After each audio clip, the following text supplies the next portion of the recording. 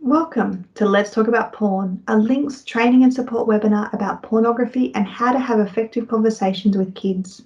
I'd like to start by acknowledging the traditional owners of the land on which I'm recording this webinar and the lands on which you're watching. I'd also like to pay my respects to elders past, present and emerging. During this webinar, I'll be talking about pornography and its impact on the kids you support. You might experience some strong feelings. If you're noticing that you're finding it difficult to stay present, you could try centering yourself with a fidget toy or doodling, taking a few slow breaths, pausing the webinar and having a short break, standing or moving around as you watch, or having a drink or something to eat. In this webinar, I'm going to talk about pornography and its impact on kids. Whether we like it or not, a growing number of kids in Australia are accessing, downloading and sharing pornography at increasingly younger ages. This means you and the kids you support are likely to be impacted. Porn makes many of us cringe. The thought of discussing it with kids might make you feel even more uncomfortable. But as we'll discover, our role when supporting kids in out-of-home care is to understand how porn might affect them, implement strategies to minimise exposure and support skill building. Today, I'll be referring to kids to represent all the children and young people in out-of-home care you support. These kids, from infants through to older teenagers, have usually experienced trauma, including abuse, neglect, domestic violence, removal from home, and placement changes. I'll refer to specific age ranges as necessary during the webinar. So what exactly do I mean by pornography? I'm sure you have some words and ideas turning over in your head, but when I talk about pornography, I'm referring to pictures or videos produced to sexually arouse or create sexual enjoyment for the viewer. These images typically depict sexual activities, descriptions, or body parts. During this webinar, we'll also discuss sexting. As many of you would know, sexting means using the internet or a mobile device to create and share sexually explicit images or messages. The kids you support may also refer to sexting as sending nudes or by other terms such as sharing pics. Sexting can be viewed as a form of pornography and may have legal consequences for kids, which I'll discuss later. So to help you understand some of the general issues around kids and pornography, we'll now look at some true or false statements. I'll read through each statement and I'd like you to decide if you believe the statement is true or false. The first statement is that on average, kids first view pornography before 13 years of age. Please take a moment to decide if you think this is true or false. So this statement is true. Studies have shown that the average age of first viewing is 12.1 years of age. The second statement is that the first time kids view pornography, it's usually on purpose. Do you think this is true or false? So this statement is false. The majority of kids are first exposed to pornography unintentionally. This can be through internet searches, through pop-ups in internet browsers, links in internet ads, or by friends sending or showing images. Kids may also discover an adult's pornography collection. The next statement is that most kids have watched pornography by the age of 18. So this statement is true. Whether intentionally or otherwise, most kids have viewed pornography at least once in their childhoods. Improvements in internet access have led to increased intentional and unintentional pornography viewing. And the final statement is that kids mainly view pornography on their home computers. Do you think this one is true or false? So this is false. Kids access porn on a variety of electronic devices, including computers, mobile phones, gaming devices, smart TVs and tablets. Basically any device with a screen that's connected to the internet. They may also access pornography through videos or magazines. And interestingly, friendship groups often watch pornography together in a variety of locations. We're now going to spend some time on identity formation to help you better understand how pornography impacts the kids you support. Puberty, which is the start of adolescence, occurs around 10 years of age. This is a key time of sexual identity development and exploration. The adolescent brain focuses on decision-making, emotional and social interactions, and identity formation. To help build these skills, teenagers' brains are designed to try out new things, resulting in increased sensation-seeking and risk-taking behaviours. During adolescence, teens are more likely to be influenced by their peers and begin to rely on them more than their caregivers for knowledge and support. Their interest in potential sexual partners also increases, often resulting in sexual exploration. This may include taking, looking at, and sharing nude images. Due to rapid brain development, teenagers are not skilled at independent critical thinking. It's therefore important that they are supported to think about risks, particularly within the context of sexuality. I'll talk more about this soon. So viewing pornography can negatively impact a kid's beliefs, sexual practices, and behaviours. The more that porn is consumed by kids and the younger they are at first viewing, the greater these risks become. Watching pornography has been shown to increase gender stereotypes in both males and females. Boys are more likely to develop negative attitudes towards girls, including the belief that they lead boys on. Porn also teaches boys that girls are sexual objects from which pleasure can be taken. Conversely, girls who frequently view porn are more likely to become the victims of sexual violence and coercion. Boys in particular tend to use pornography as a how-to guide for sex. There are many concerns with this, including that pornography doesn't include consent or safe sex practices. In fact, it often glorifies lack of consent as a turn-on and shows women enjoying themselves despite clearly saying no. Boys who view pornography are more likely to use coercion in sexual relationships and less likely to use condoms. Pornography teaches boys to view themselves as dominant and females as submissive in sexual relationships. The content available to kids is also increasingly violent. Female performers are often shown to accept or respond positively to violent acts perpetrated by males. Frequent and ongoing pornography use can result in low mood, self-esteem, and life satisfaction, as well as increased concerns about body image for both males and females. It may also lead to poor academic performance and isolation from peers, as well as increased sexting, sexual behaviours of concern, and injuries. Regular viewing can also result in addiction, which means that kids need to continually increase their viewing of pornography to achieve positive feelings. They may become unable to experience arousal or satisfaction with sexual partners because they are dependent on specific sexual stimuli or imagery. Sadly, the negative impacts of porn can be even more extreme for kids that you support. Kids with a history of trauma, who lack positive attachments, who have experienced family violence are at greater risk. If you notice problematic or addictive pornography use, it's important to gain support. If you're a carer, talk to your caseworker about how to do this. And caseworkers can access support through psychologists and other specialist services.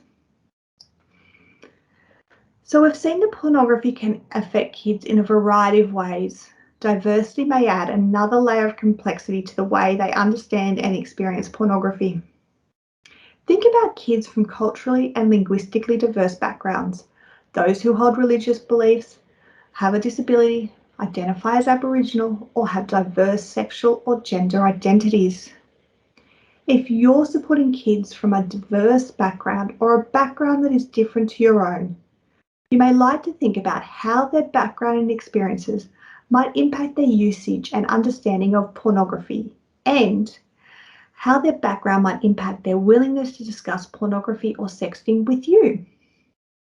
So some impacts might include kids that have not been provided with sexual education or don't feel they can seek this out from adults may be more likely to use the internet and pornography for this purpose. Gender and sexually diverse kids who lack access to appropriate sources of advice and support are more likely to use the internet and pornography to gain information. Kids' understanding of pornography will be impacted by their ability to comprehend what they are watching. So for kids with an intellectual disability, this is particularly hard. Kids with increased shame and guilt may not seek out support and advice from adults and will not gain advice if exposed to pornography. They're also more likely to use pornography to gain sex education. If you're supporting kids with diverse backgrounds and experiences, it's important to liaise with caseworkers, others in their cultural community, and specialists to provide the support that they need. Many people don't know the best way to respond when they find out that kids are watching, sending, or receiving explicit material. Research with carers indicates they often feel ill-equipped to respond well and offer appropriate support to kids in these situations. So what is the best way to respond to kids who view pornography or those who have questions about it? I'm going to show you an ad from New Zealand about kids and porn. As you'll see, sometimes the first step is to take a deep breath.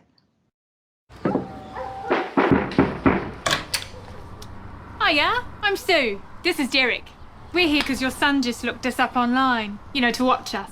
Matt! Matt, darling, there's some people here to see you.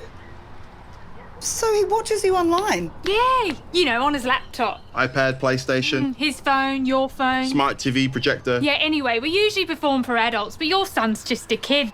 He might not know how relationships actually work. We don't even talk about consent, do we? No, we just get straight to it. Yeah, and I'd never act like that in real life. Nah. Hey, Maddie. You right? Okay, Sandra, stay calm. You know what to do here. All right, Maddie. It sounds like it's time to have a talk about the difference between what you see online and real-life relationships. No judgment. As this ad shows, kids can now access the internet on a huge array of devices. It's important that kids are supported to use the internet safely and are prepared for any times they might be exposed to pornography. Having conversations about porn, facilitating safe internet usage, and supportively responding to any pornography exposure are all vital measures. We'll look at these response strategies now. A range of strategies can be implemented in a home to help kids stay safe online.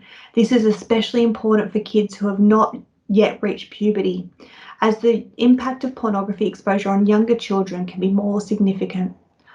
All households should have clear rules and limits on internet usage and access. These rules and limits will change with the child's age and understanding.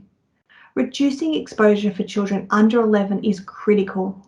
Younger children should always be supervised online and supported to use the internet safely.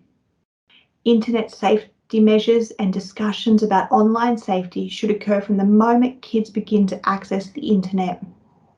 Supervision should continue for kids older than 11, but the level of supervision will lessen as they get older and assume greater responsibility for their online safety. Restrictions for older kids might include devices only being used at certain times or limits around devices in bedrooms. Adults should support kids to become active participants in their own internet security and safety. This involves supporting kids to understand internet safety by talking about why this is important and discussing how to implement internet security. Adults and kids should work together to set rules and limits around device use. It's important to develop strategies collaboratively with kids so they're more likely to understand and comply. You can access the E-Safety Commissioner's website, which has a range of resources on this topic to give you a better understanding of how and why to introduce these strategies. Some of the kids you support may have difficulty trusting adults due to their past experiences. To support the strategies we discussed today, let's look at building and maintaining trust in more detail now. So when kids trust the adults that support them, they feel safer and are more able to communicate worries and concerns. However, kids in out-of-home care often find it difficult to trust others, especially adults. Trust takes time to develop, but there are many ways you can support this. For kids to build and maintain trust, adults must be consistent, honest, and open when responding to their needs. It's important to consider what kids require and how to meet those needs appropriately. Remember that responses don't have to be perfect, just consistent. Think about how you support kids in out-of-home care. Are you available and consistent? Do you follow through on what you say you are going to do? Do you remain calm when they become upset or their behaviours are concerning? Are you respectful of their emotions and their behaviours? If you could answer yes to those questions, you're on your way to building and maintaining trust. It won't happen immediately, but rather over time in small, meaningful ways. To build trust, the quality of relationships is key. Kids need to know that adults are there for them in meaningful, consistent, and lasting ways. They'll then be more likely to discuss sensitive topics like sex and pornography. So, what would you do if you became aware one of the kids you support had viewed pornography? How would you respond? Carers often remove the devices when they discover their kids are viewing pornography or sending sexts. However, this is largely ineffective because kids will find alternatives like friends' phones, school computers, or devices at friends' houses. Not only can this increase the risk level of their behaviour, but it also makes it difficult to build or maintain trust. Removal or limitation is often recommended for younger kids, those who have not yet reached puberty, because the long-term harm of pornography is greater at this age. For this cohort, internet supervision should be increased to prevent exposure. Older kids should be supported to limit and better understand their pornography usage through critical thinking, open conversations, implementation of household rules, and internet safety. It's also important that kids are provided with appropriate sex education and advice so they don't access this through pornography. Again, if you believe a kid's use of pornography or sexting is problematic, you need to gain appropriate support. If you're a carer, talk to your caseworker about identifying supports in your local area. You can help kids by building their skills in areas like critical thinking and problem solving, which we'll look at now. So kids should be supported to think critically about what they're seeing in pornography. Thinking critically equips them to process what they've seen and make good choices about their sexual behaviours. Critical thinking doesn't come naturally to kids, as their brains are still developing, but the more they use this skill with adult assistance, the more developed it will become. Most adults have a collection of life experiences, past relationships, and general knowledge, which allows them to view and understand pornography from an informed perspective. When kids view pornography, they usually have limited knowledge of sexual practices and are more likely to accept what they're seeing. It's therefore important that you support kids to think critically about a range of issues relating to pornography, including consent, safe sex, body image, and intimate partner violence. There are a range of online resources to help kids critically analyse what they're seeing and to support your conversations. For example, It's Time We Talked is a website developed specifically to address impact of pornography. But let's look at having conversations about pornography now. It's important to have ongoing conversations with kids about porn and sexting. These conversations help protect kids when they're exposed to explicit material and support the development of critical thinking. It's never too early for caregivers to start these conversations with kids. Ideally, age-appropriate conversations should occur as soon as kids start using the internet. In fact, general conversations about sex and sexuality can begin in infancy, at bath times and during toileting. Conversations about body parts, privacy, and safe touch are all important. Remember that kids are accessing the internet at younger ages and have greater access using a range of devices, both inside and outside the home.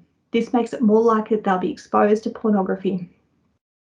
By having frank and open conversations with kids, you build the skills required to support understanding and critical thinking. If you feel uncomfortable having these conversations or lack the confidence to do so, remember it's okay to enlist the help of another trusted adult or professional.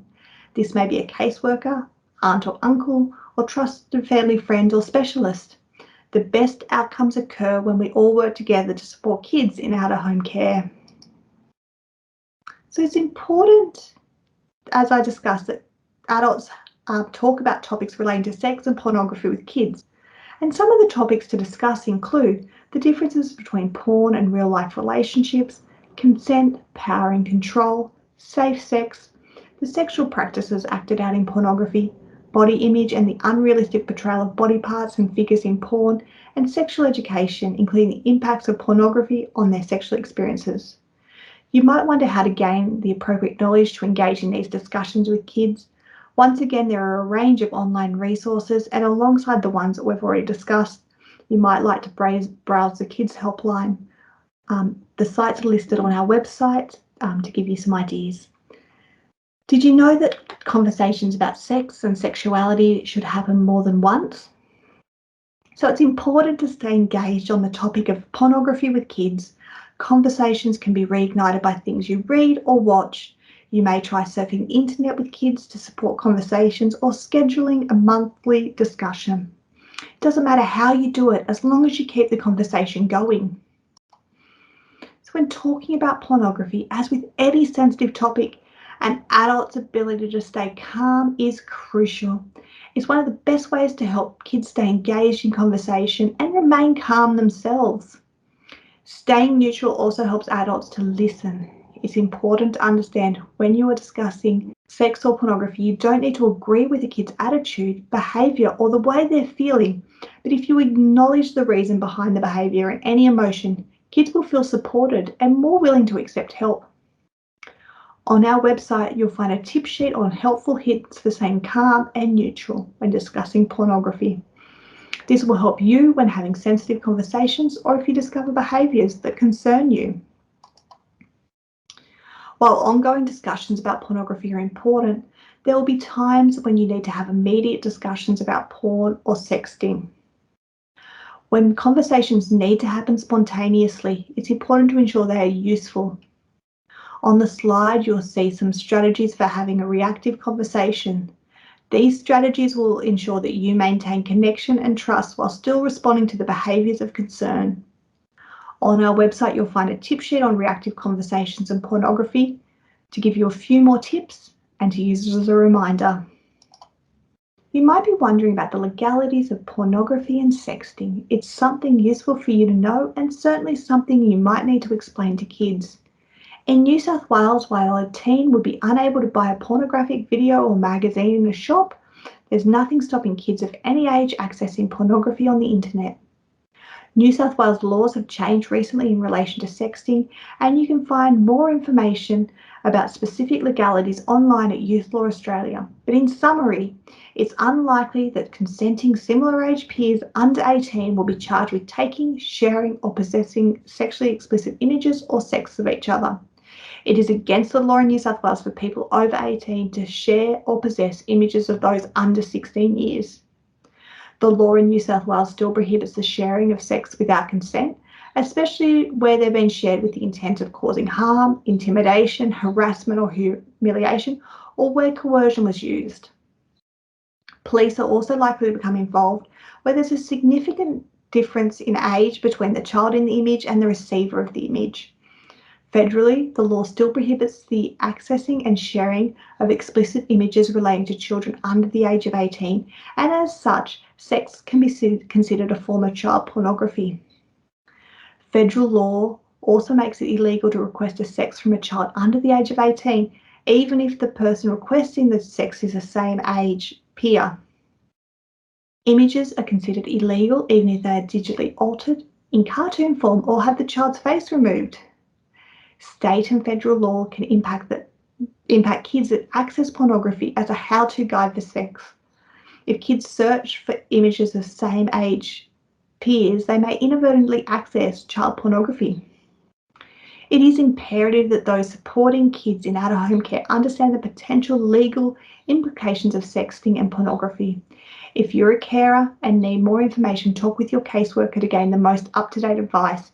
As we suggested earlier, you can also access up-to-date information online at Youth Law Australia and the New South Wales eSafety Commissioner. You'll find links to these on our website. So thank you for watching this webinar. We hope the information you learnt will be useful when supporting kids in out-of-home care. Please remember you can access the webinar handouts on our website, as well as a range of resources on harmful sexual behaviours and trauma-informed care. Thank you.